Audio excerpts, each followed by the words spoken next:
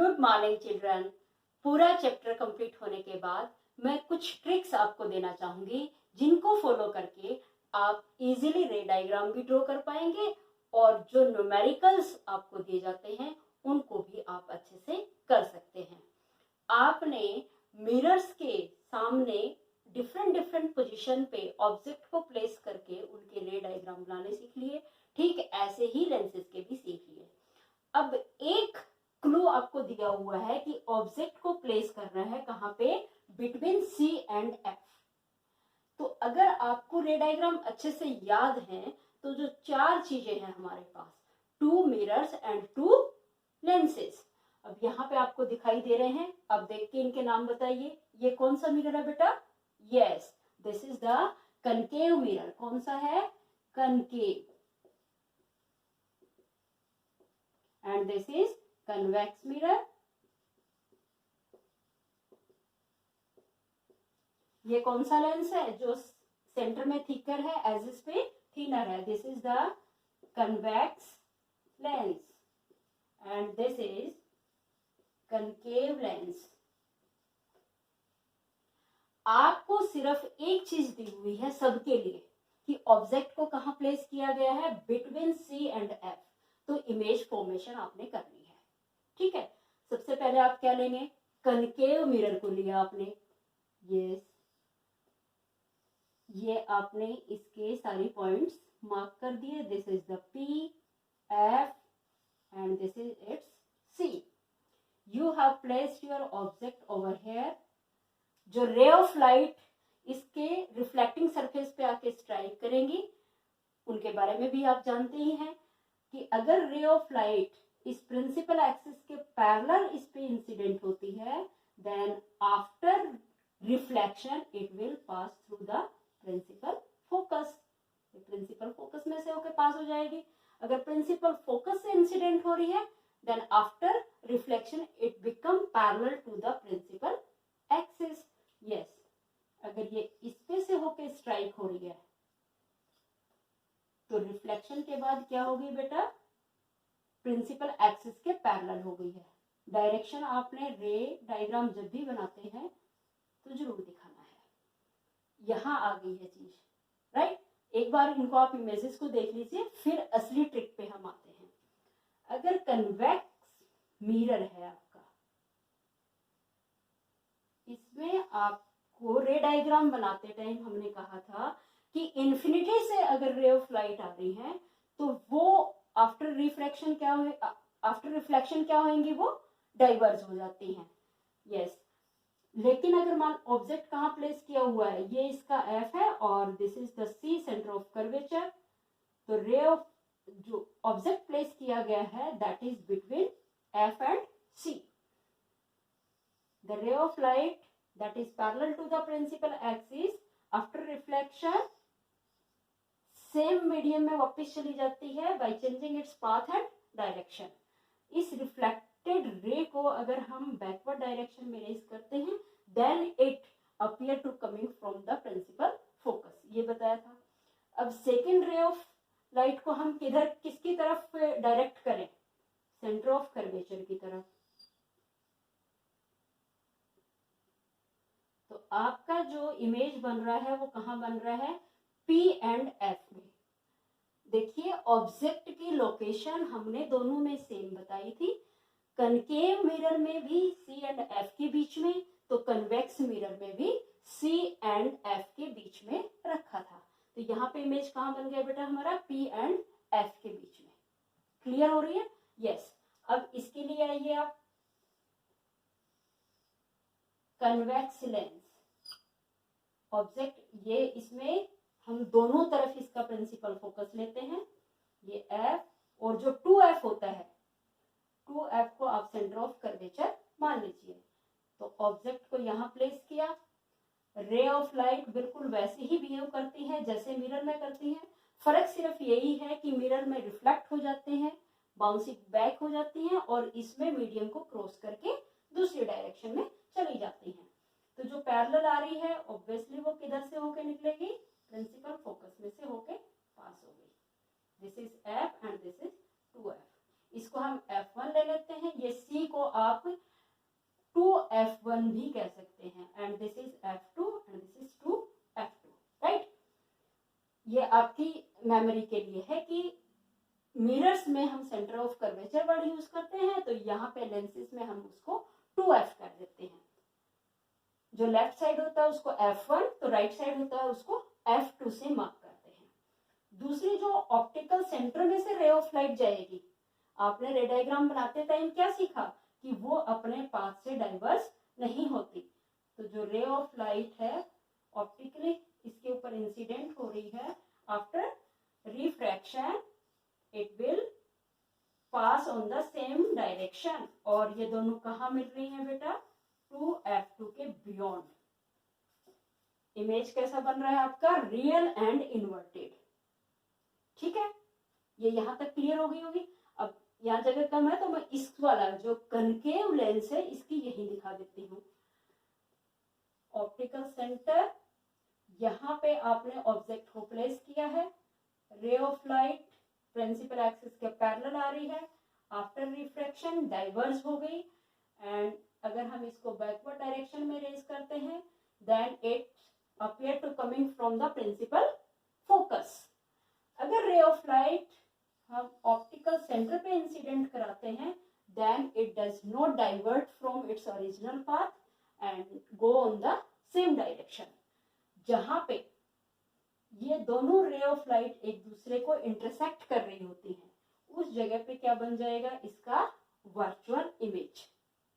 अब देखिए इनमें कुछ दोनों कोई चीज कॉमन नजर आ रही है। यस बेटा, क्या जो आपका कनकेव मिरर है वो भी रियल एंड इन्वर्टेड इमेज बना रहा है, और बना कहाँ रहा है, बियॉन्ड सी। तो आपका जो कन्वेक्स लेंस है वो भी रियल एंड इन्वर्टेड इमेज बना रहा है, अगेन बियॉन्ड सी, और we can say 2f2, right. तो जितने भी आपके रे डायग्राम बनेंगे वो concave mirror and convex lens के ऑलमोस्ट सेम होंगे। क्लियर। इधर आप देखिए कि जो कन्वेक्स मिरर है उसमें भी जो इमेज बन रहा है वो P एंड F के बीच में बन रहा है, तो कनकेव लेंस में भी इमेज O और F के बीच में बन रहा है। हो गई ये बात क्लियर। दोनों में इन दोनों के साथ क्या कॉमन है कि जो इन्फिनिटी से रे ऑफ लाइट आ रही है वो रिफ्लेक्शन के बाद में डाइवर्ज करता है। ये डाइवर्ज कर रहा है, ये भी डाइवर्ज कर रहा है, क्योंकि इसमें रिफ्रैक्शन हो रही है और यहाँ पे रिफ्लेक्शन हो रही है। लोकेशन एक दी थी, अलग अलग टाइप के आपके इमेज बन के आए हैं। बट जो बात आ रही है कि न्यूमेरिकल में हमें कैसे पता लगेगा, वेरिफिकेशन कैसे होएगी कि जो हमने वैल्यूज निकाली हैं वो हमारी सही है या नहीं है। अगर आपने इस लोकेशन को देखकर आप कहोगे कि आपको यही चीजें दी हुई, तो कैसे पता लगेगा कि हमारा जो ऑब्जेक्ट है वो C एंड F के बीच में आ रही है। क्लियर कट है बेटा। आपको F 10 सेंटीमीटर दिया हुआ है तो 2F लिखिए चाहे C लिखिए, कितना हो जाएगा 20 सेंटीमीटर। अब जो 15 है U ऑब्जेक्ट किसके बीच में आ रहा है, 10 एंड 20 के बीच में आ रहा है, तो आपका जो इमेज बनेगा और जो रे डायग्राम बनेगा वो इस तरीके से बन जाएगा। ठीक है, ये क्लियर हो गई बात। इस डिस्टेंस को मेजर कीजिए, this is 10 centimetre, object place किया 15 सेंटीमीटर पे, और जो इमेज बन रहा है वो भी इसके बैक साइड में। अब वैल्यूज आपने कार्टेशियन साइन के अकॉर्डिंग इसको लगाने हैं। जो न्यू कार्टेशियन साइन कन्वेंशन आपको बताई है उसके अकॉर्डिंग कि P के लेफ्ट साइड में जो जो वैल्यूज हैं उनको हम हमेशा माइनस में लेंगे। तो यहीं से आपको आइडिया हो जाएगा कि मेरा जो इमेज है वो ये 10 और 20 से भी कम वैल्यूज की आ जाएगी, नेगेटिव में चला जाएगा रे डायग्राम ड्रॉ करते ही। तो जब भी कोई आपको न्यूमेरिकल दिया जाता है तो उसका पहले आपने रे डायग्राम ड्रॉ कर दिया हुआ 15 सेंटीमीटर, F कितना दिया हुआ है 10 सेंटीमीटर। फाइंड आउट क्या करना है हमने, इमेज कहां बन रही है हमारी और मैग्निफिकेशन कितना हो रहा है। ठीक है, इन दो वैल्यूज से आपको दो को फाइंड आउट करना है।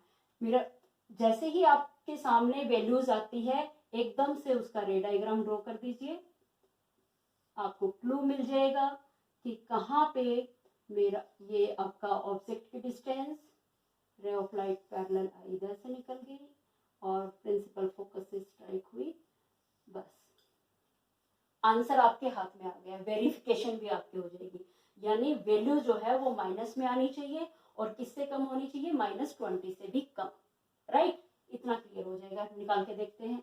मिरर फॉर्मूला क्या होता है बेटा, 1/v + 1/u = 1/f। आपको गिवन क्या क्या है, u दिया हुआ है, f दिया हुआ है, फाइंड आउट v करना, then v 1/v = 1/f - 1/u। अब इन वैल्यूज को हम कैसे रखेंगे, जो p क्या है, ओरिजिन, इसके लेफ्ट साइड में जो वैल्यू रहेंगी -15 सेंटीमीटर लिखेंगे, यहाँ पे -10, ठीक है। तो वैल्यूज प्लेस कर दीजिए। 1/f की कितनी है, 10, तो -10 - 1/-15 -1/10 + 1/15, दोनों का एलसीएम लिया 30 आ गया बेटा। और ये -3 + के 2 -1/30 किसके इक्वल आया है, 1/v के इक्वल।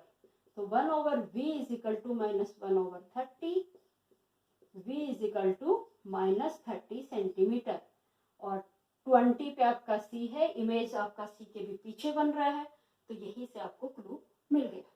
अब हम देखेंगे कि मैग्निफिकेशन कितना हुआ।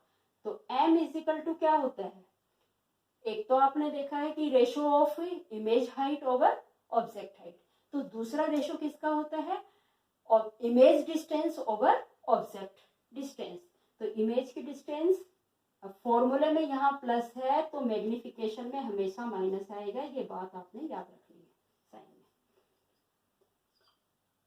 इमेज की डिस्टेंस कितनी आई, माइनस ऑलरेडी दी हुई है, -30 ओवर ऑब्जेक्ट की डिस्टेंस कितनी है, -15, माइनस से माइनस कट हो गया 2, तो m की वैल्यू आई है बेटा -2।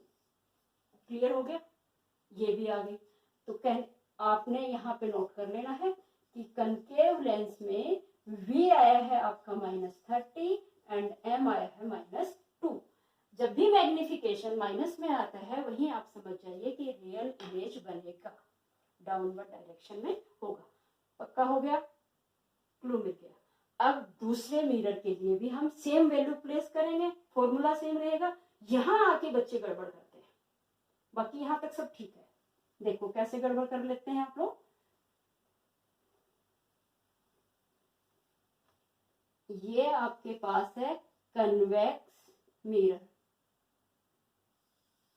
ये P है, ऑब्जेक्ट प्लेस किया हुआ है यहाँ, and this is F and this is C, right.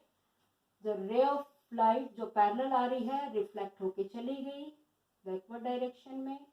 अगर हम सेंटर ऑफ कर्वेचर पे इंसिडेंट करा रहे हैं तो सेम पाथ पे वापस चली जाती है रिफ्लेक्ट होके, और यहाँ पे बन गया है आपका इमेज, ठीक है।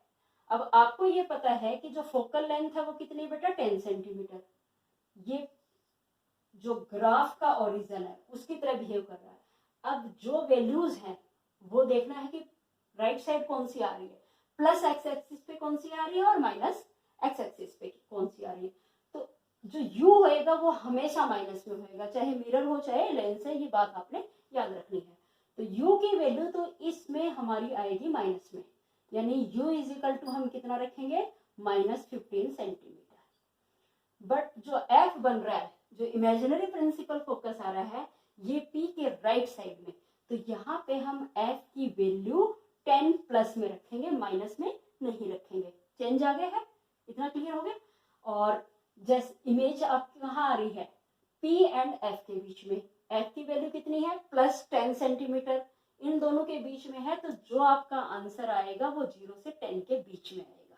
क्लू यही मिल गया है। अगर इनके बीच में आ रहा है तो आपका आंसर सही होगा, प्लस में आना चाहिए। देखते हैं आता है कि नहीं। वैल्यू प्लेस कीजिए,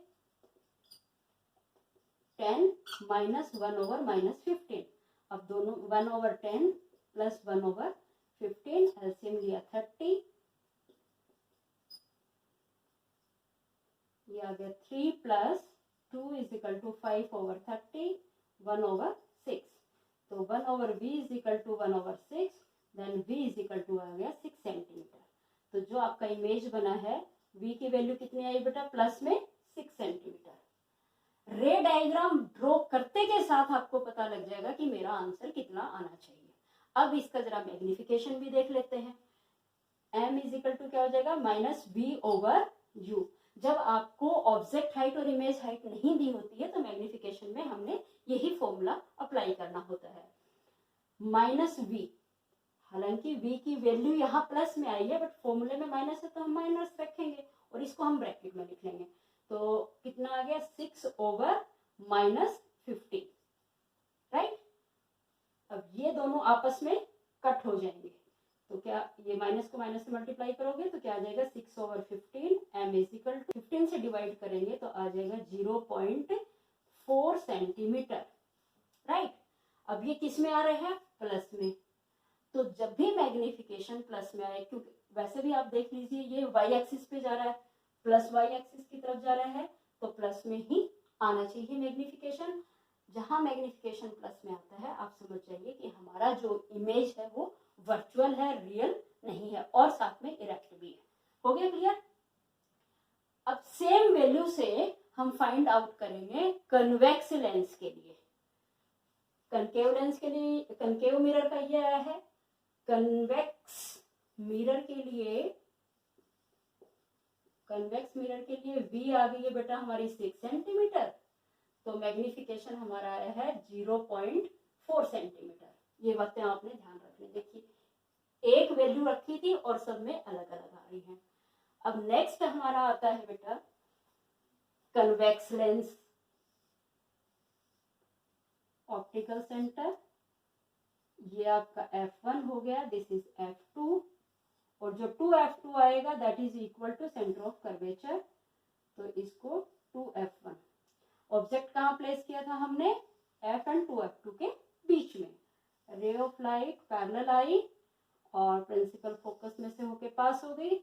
जो ऑप्टिकल सेंटर से होके इंसिडेंट हो रही है वो आफ्टर रिफ्रैक्शन सेम पाथ पे आगे चली जाएगी, क्योंकि जो ऑप्टिकली इसके ऊपर इंसिडेंट होती है उसमें डेविएशन नहीं होती। तो इमेज कहाँ बन रहा है आपका, बियॉन्ड 2F2 के आगे। अब क्लू वाली बात देखिए, F कितना बेटा इसमें 10 सेंटीमीटर, 10 सेंटीमीटर दिया हुआ है और 2F2 कितना हो गया 20 सेंटीमीटर। यही से आपको अंदाजा हो जाना चाहिए कि मेरा जो आंसर है V की जो इमेज की पोजीशन आएगी वो 20 सेंटीमीटर प्लस में, 20 सेंटीमीटर से ज्यादा आनी चाहिए और वो भी प्लस में, जैसे ही रे डायग्राम आपने देखा। अब हम फॉर्मूले के अंदर वैल्यूज प्लेस करके देखेंगे।